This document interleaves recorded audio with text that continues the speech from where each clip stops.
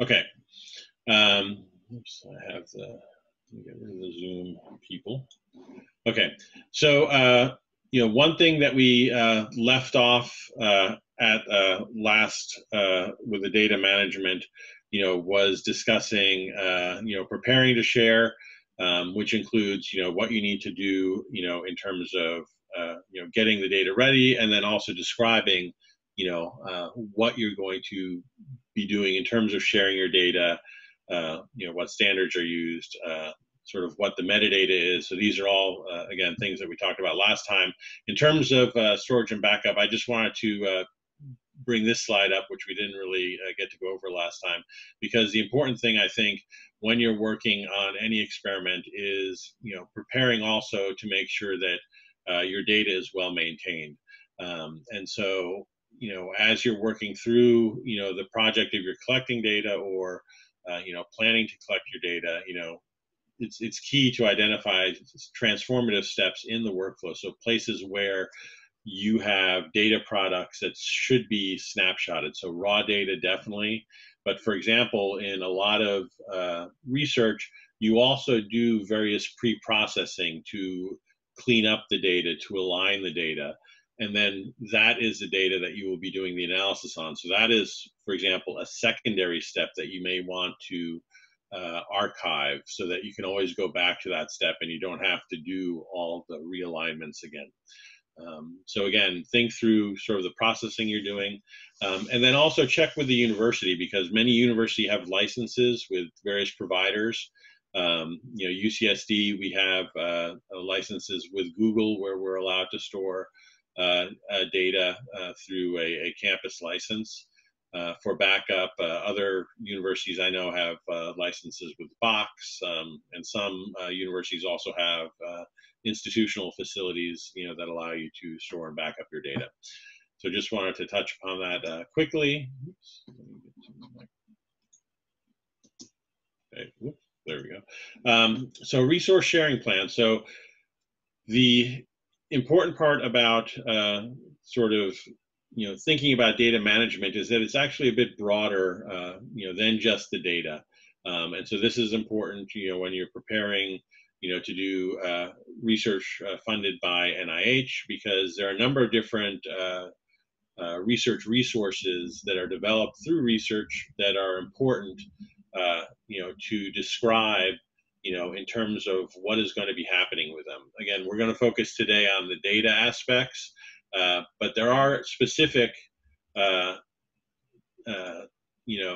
issues also with genomic data, right? So, NIH has specific guidelines, for genomic data. They also have guidelines on model organisms, but you also have to think about, is there any software that's being developed as part of the research that you're doing, or other types of resources like, antibodies, cell lines, and what is going to happen with those at the end of your research.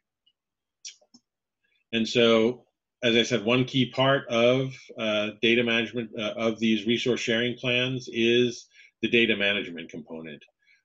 There is software available for developing data management plans to help you organize them. So this is the DMP tool. So this is something that's available, to anyone to use, and it has, facilities to sort of walk you through, some of the primary issues with developing a data management plan.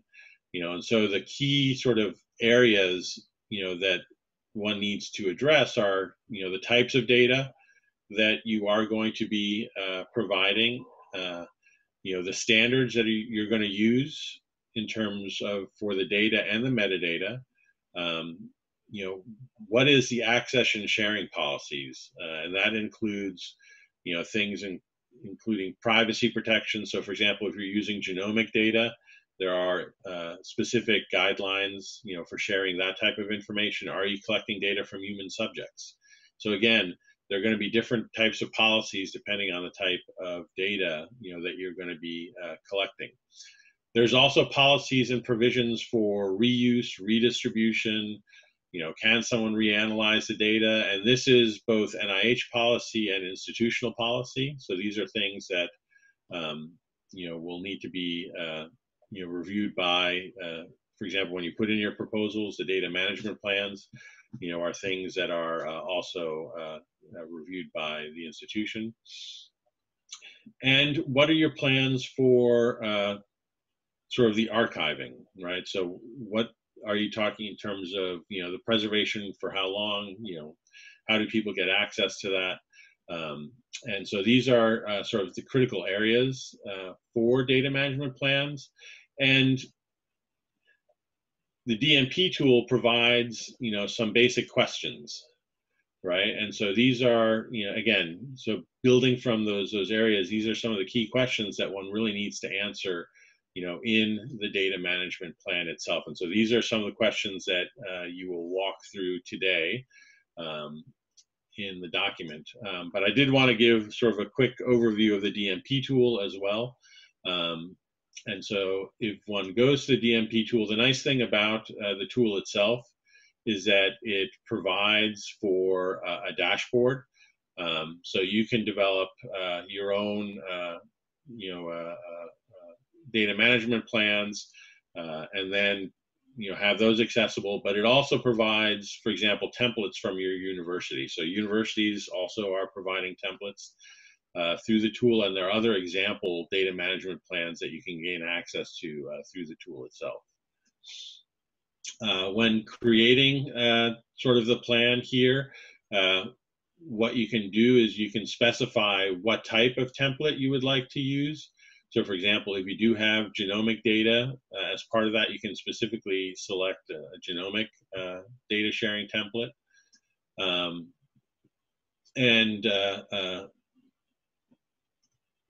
That will then bring up the form that you can then start filling out. And again, these tools provide some of the questions that one might want to ask about what should be required in a data management plan, but they don't have any it's to help you guide you through sort of the creation of the data management plan. And so one of the well-described sort of template within the DMP tool is from NSF. And so this is their Biological Sciences Data Management Plan. So this is sort of the template that is provided to you through the DMP tool. And it outlines, again, sort of the major areas, that one needs to cover, and describes specifically what you should describe in those sections. Again, everything from what you're producing, again, the standards, what is NSF also wants you to describe the responsibilities. So what happens if sort of your data curator who's actually, let's say you have someone in the lab who is actually managing the data, what happens when they leave the project, whose role, responsibility is that, methods of dissemination, again, the policies for data sharing, and then the archiving, storage, and preservation. And so again, these are sort of the main areas that NSF has laid out, and it's fairly comprehensive in terms of what they are asking for.